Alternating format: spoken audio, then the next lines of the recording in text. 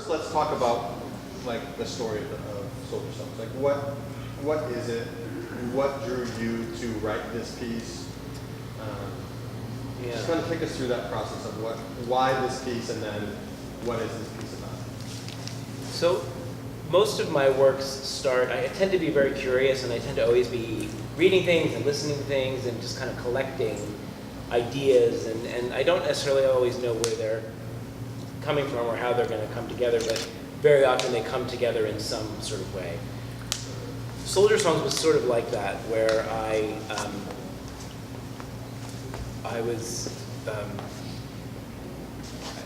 this movie called Happiness. Does anybody know this movie? It's a Todd Solondz movie. It's maybe not a movie anyone should watch. I really love it. It's not a movie for everyone. It's the least happy movie you might ever see. There is a scene in this movie where a young boy runs into the kitchen of his house with a sort of space gun and starts shooting his mother and screaming, "Die, die, die, die," right? And I thought, oh, that's totally unremarkable for like a young boy to do that in a way. I would have done that. I did it. Right? And so my first I love my mama. That's very clear. But my first thought was, how do we learn that? Where do we learn that? So that was one thing. This was 2004. I had friends who were at the time enlisting, going overseas. That's another thing. I had a friend returning from overseas. We were sharing a career day together, and I was talking about being a composer, and he was talking about being a field medic. That's another thing. They all kind of came together to being this thing that I couldn't quite, for myself, couldn't quite understand, and I wanted to understand it better. Question of, okay, so there's this sort of thread in my family that ends at a certain point. And so I decided I needed to figure this stuff out, and I needed to understand this really in the beginning, very selfishly, just for myself. And so I started collecting ideas, I started thinking about it, I started jotting down lyric ideas, and I decided I was going to reach out and interview people I knew. So my friend who had been a field medic, I reached out to him and said, "Hey, will you sit down with me on the record and talk to me about this? Let's have a conversation about your experience." Talked to my grandfather, who was still living at the time, who is still living. He's 98. Just had as many conversations as I could with people who had experienced either combat or life in the military in some way. And so then going into the story of Soldier Song and kind of the structure of the piece itself, because it's only one singer, this one singer plays multiple characters throughout the piece. Yeah, the same character, but multiple characters of the same. Yeah, the idea of character in this is interesting because the character, such as he is just called the soldier. Not really necessarily intending it to be an everyman kind of thing, more intending that, like you said, you are seeing a character from different angles, and that over the course of the piece, those angles accumulate into a single gesture. Mm-hmm.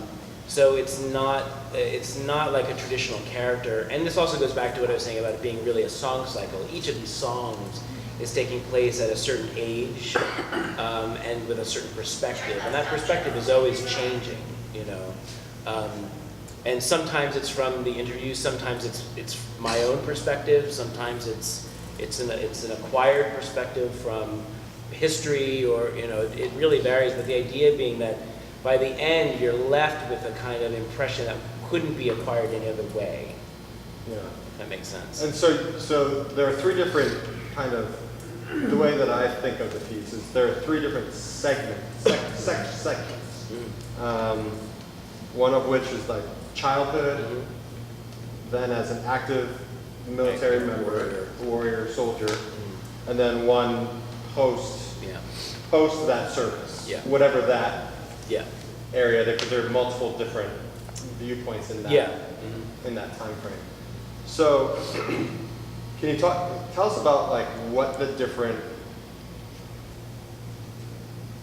are the viewpoints of the soldier in these different sections? Can you like talk about You know, because you talked a little bit about, we all learned this die, die, die thing, which is very present in the first section. Yeah, sort of playing G.I. Joe and what we are, one of the lines in this, killing all the bad guys with the funny names, which, in that context is talking about, all these G.I. Joe villains had these, like Snake Eyes, Cobra Commander, and so it's talking about that, but it's not only talking about that. It's talking about how in any sort of antagonistic relationship, there is a sort of power thing, and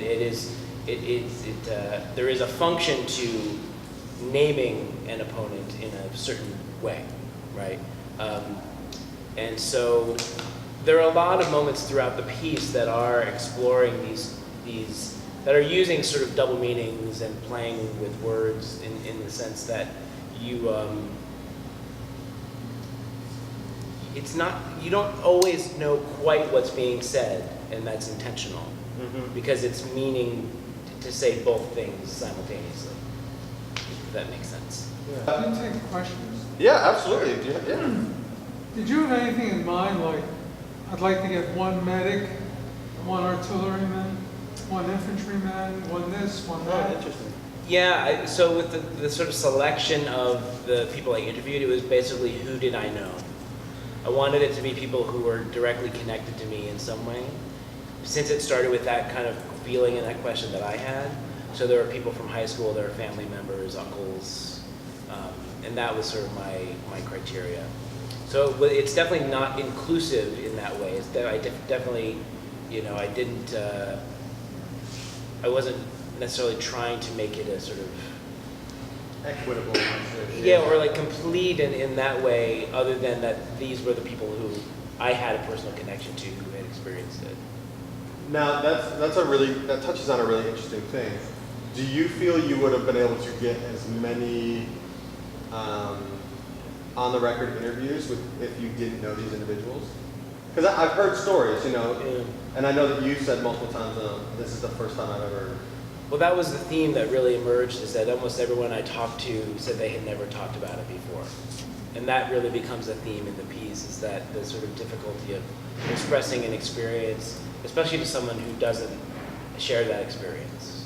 You are also the front man of Newspeak. So David has a new music ensemble that he founded. So Newspeak is actually the band that's coming to Austin to play this work for us. So they'll be coming in the week of the show, and they're really gonna you'll be here for a couple days, rehearse, put it in. They've done it several times with David, and so talk about that element and how does that affect, or does it affect, kind of productions as they go along, if they're involved or if they're not involved? Like, is a group that I started. When did it start? It started as a trio originally around 2001, and then in 2004 it reformed as an amplified octet in New York. And when I originally wrote Soldier Songs for the Pittsburgh New Music Ensemble, and then when we did it in 2011, that was for Newspeak, and I added a player.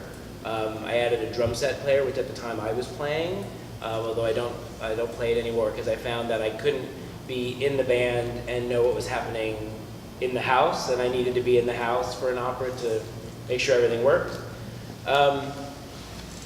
And so,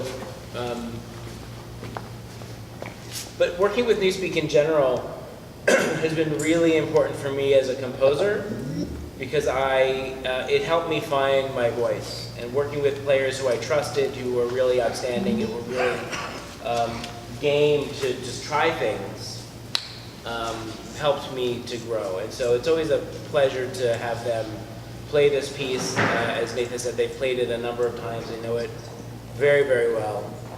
In some ways, they may know it better than I do at this point, from the inside, And so, yeah, I'm really thrilled they'll be here. Yeah. Any similarity in your questions? That is, you tried to ask the same question of Cold War, Korean, Vietnam. Yeah, I would usually start in the same place, and then I would sort of see where they went. and kind of keep them sort of somewhat free. So you wanted that, open it up, and Yeah. let the word. I wanted to know what they wanted to tell me. Okay. Yeah, kind of. Before we listen, I have a question about a song cycle. I understand there are repeating elements, or an element or repeating elements. What's the repeat that makes it a song cycle, and perhaps we'll hear some of that? Well, the song cycle is just a collection of songs that are on a common theme that have a sort of arc to them. So, So it's the content Yeah. Yeah. Yeah. that is Yeah. the thing that, but there are, in soldier songs, there are things that do come back. So there's this humming motif, which throughout the work, the singer hums, and then the final gesture of the piece is the opening up of the mouth from a hum to a full voiced singing, which is a sort of poetic idea of, not talking about it and then talking about it. And there are some other thematic things that come back throughout.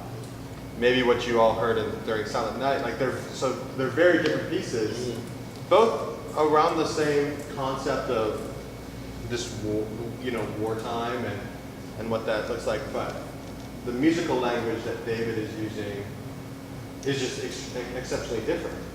Well, and in this song in particular, it's really exploring the use of music in getting ready for combat. And a friend of mine, Jonathan Peaslack, has a really great book called Sound Targets about the use of war in combat. And knowing that book, that was one of the questions I would ask is, how did music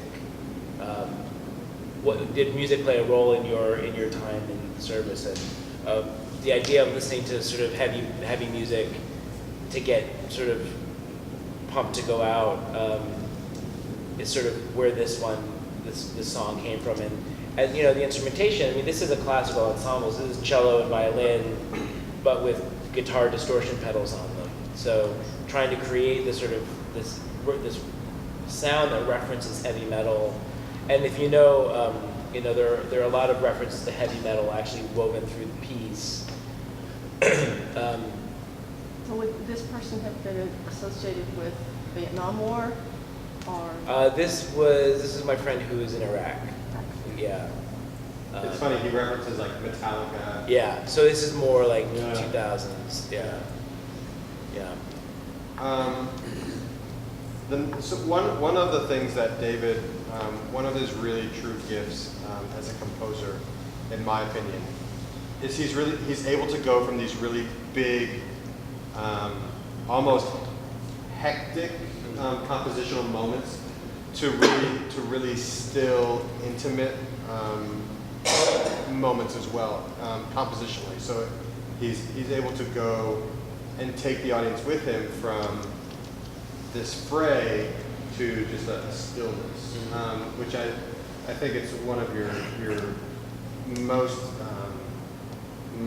aesthetically pleasing compositional gifts.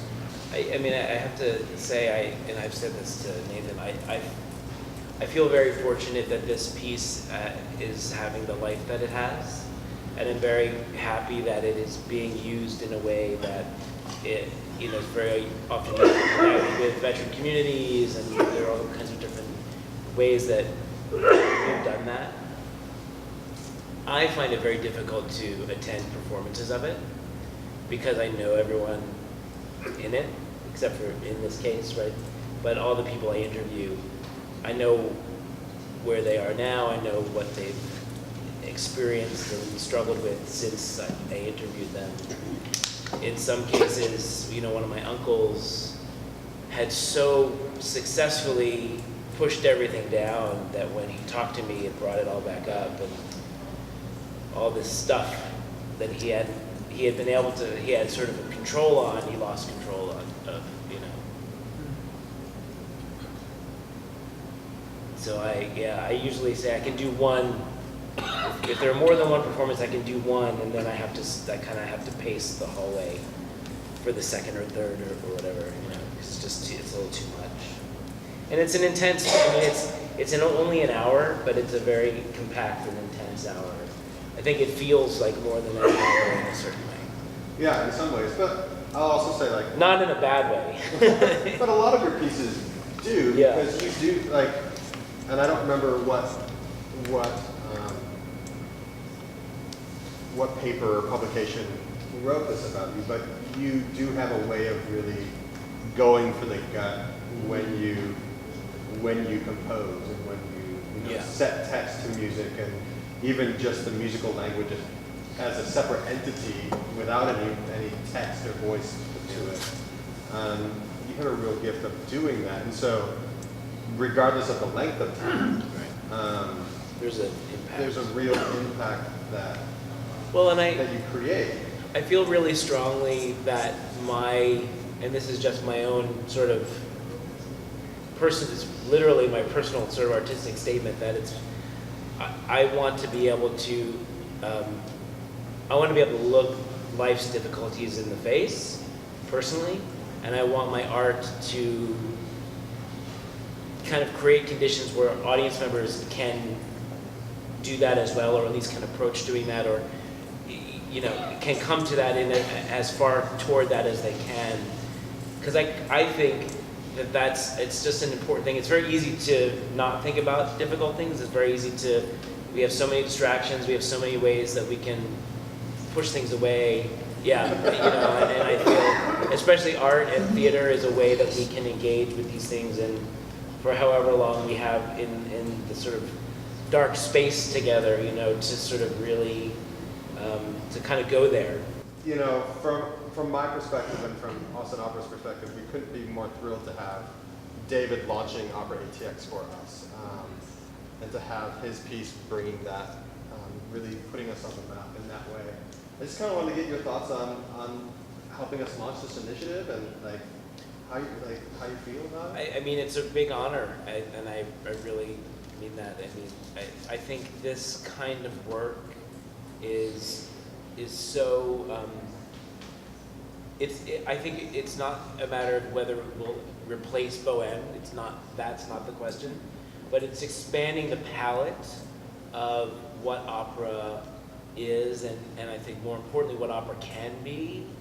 And if you don't have a space where that can live and grow and you can explore things, then that's not going to happen. So I think it's really important and really exciting and vital that you guys are doing it and launching this new program. And I'm just, like I said, honored to be helping to kick it off. I think it's really exciting.